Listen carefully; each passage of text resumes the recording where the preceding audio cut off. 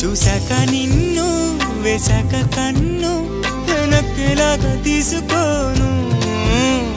ఏం చెప్పుకోను ఎడు తప్పుకోను నువ్వద్దన్నా నేనొప్పుకోను నువ్వేసే గవ్వలాటలు మెలేసే గళ్ళబాటలు నీదాకా నన్ను రప్పించింది నువ్వేలేవమ్మా నిజంగా నెగ్గడం అంటే ఇష్టంగా ఓడడం అంతే